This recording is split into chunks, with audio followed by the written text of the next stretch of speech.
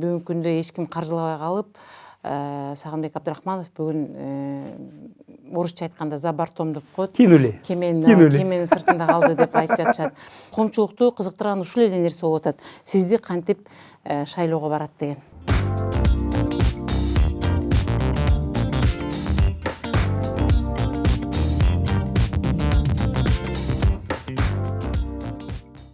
Мынакей маалыматтан биз мындай аксап атпайбызбы? Маалымат жок болуп, ошон үчүн мындай тар болгондуктан биз мындай башкача ойлоп атабыз да. Мына жакында эле 21 январда КСДПнын тагдыры кече, бүгүн, эртең деген партиялык республикалык конференция өттү мынакей. Себеби мына сиз коомдо көрүп атпайсыз. Эмне үчүн КСДПнын тагдыры кече, бүгүн, эртең? Көрдүңүзбү? Аты эле айтып атат. Себеби мына азыр коомдо кеңири тарап атат. Мына биздин партиядан азыр мына биримдик партиясы түзүлүп, мына бийликтин партиясы түзүлүп, ошо бийликтин партиясына тиги Марат Аманкулов СДПКнын партиясына мүчөсүнөн, Төрөбай Зулпукаров, Айнура Алтыбаева, Аида Касымалиевалар кетти катуу айтып атпайбы? Мына ошонун баары тең жер-жерлерде бүгүнкү күндө катуу мындай нааразычылыкты жаратып атат. Ошо эле Токмокто, ошо эле Ош шаарында, ошо эле Каракол шаарында баягы мэрдин кабинетинде, жетиги губернатордун кабинетинде ошондо обсуждение өткөн. Бул биздин жергиликтеги партиянын мүчөлөрүнө угулгандыктан, көргөндүктөн алар келип нааразычылык көрүп, анан ошо тиги биздин партиялык конференция ачык айтылды да. Ошондо биз кыргыз элине кайрылдык, президентке послание жаздык да. Мына ошондо айтылды да.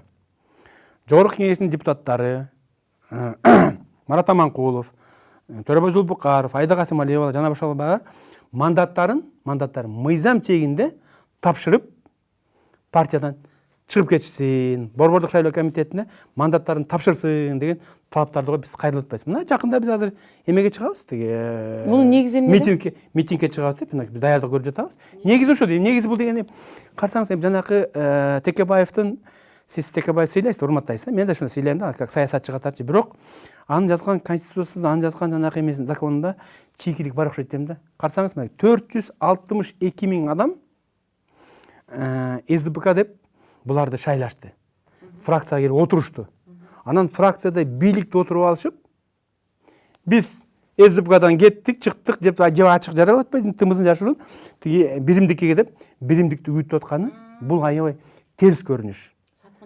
Бул эми айтып атпайбы, биз ошону ачык айттык. Саткынчы, чыккынчы деп атпайбызбы? Тымызын кылган, бул чыккынчылыкка барабар, тымызын кылган бул саткынчылыкка барабар да. Ал үчүн алар расмий чыгып, элге жарыялап, мандатын тапшырып, андан кийинки шайлоодо башка партия менен барыш керек болчу, э? Мына мисалы айтып кетейин, бизден факттар бар да. Мисалы Токмок шаарында Бакыт Жетигенов мэрияда чогулуш өткөрүп атат. СДПК партиясынан келди деп, анын чогулуп баары Чүй районун, Токмок шаарында тегерегин баарын чогултуп алышып, анан ал жерде үгүттөө ишин жүргүзүп атат. Мындай катуу тапшырма берип, биз деген биримдикпиз, биз биримдик менен барабыз, биримдик кетебиз. Ачык эле. Ачык эле айтып атат да. Анан ошол жерден Чүйдө эми биздин кандай десем, көп жыл оппозицияда жүргөн, аттуу баштуу, мындай туруктуу партиянын мүчөлөрү бар да. Анан ал туруп айтып атат, Бакыт дейт, сен де экөөбүз бир айылданбыз, бир жерденбиз. Сен кече эле Арнамызда болчусуң. Анан СДПК качып келип, кулуп сатып келип. Эми сен СДПКда туруп, СДПКнын фракциясында отуруп алып, эми бияка келип алып, бул биримдикти үгүттүп атканың бу кандай? Уят эмеспи деп ошол жерден ызы чуу болот. Ушундай эле көрүнүш Каракол шаарында да болуп атат.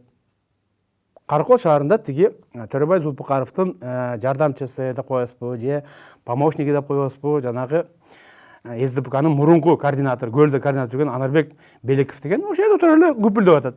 Анан ошол жерден тиги биздин партиец, туруктуу айтып коеюн, туруктуу мындай чынчыл, мекенчил партиялар айтып атат, Анарбек дейт, сен деген кече эле СДПК партиясында жүргөнсүң.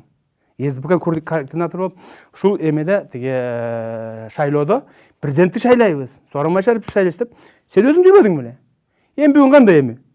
Сен СДПКны таштап атып, биримдик деп атканың кандай? Уят эмеспи?